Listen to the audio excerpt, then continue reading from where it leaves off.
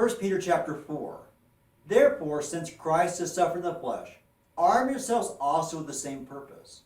Because he who has suffered in the flesh has ceased from sin, so as to live the rest of the time in the flesh, no longer for the lusts of men, but for the will of God. For the time already past is sufficient for you to have carried out the desire of the Gentiles, having pursued a course of sensuality, lust, drunkenness, carousing, drinking parties, and abominable idolatries. In all this they are surprised that you do not run with them into the same excesses of dissipation. And they malign you, but they will give an account to him who is ready to judge the living and the dead.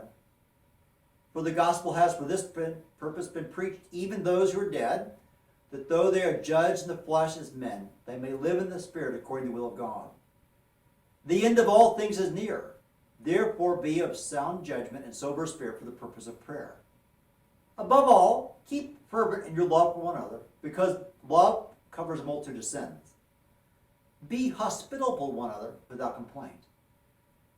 As each one has received a special gift, employ it in serving one another as stewards of the manifold grace of God. Whoever speaks is to do so as one who is speaking the oracles of God.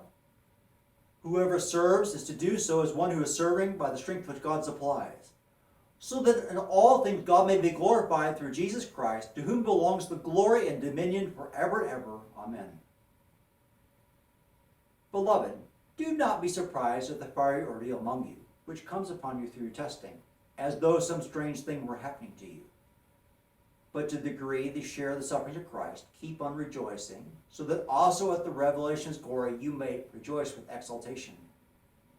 If you are reviled for the name of Christ, you are blessed, because the Spirit of glory and of God rests on you.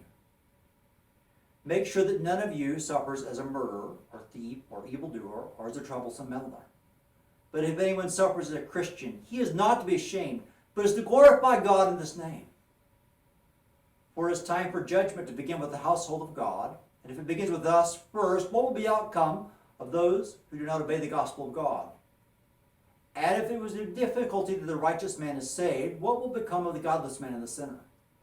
Therefore, those also who suffer according to the will of God shall entrust their souls to a faithful Creator in doing what is right.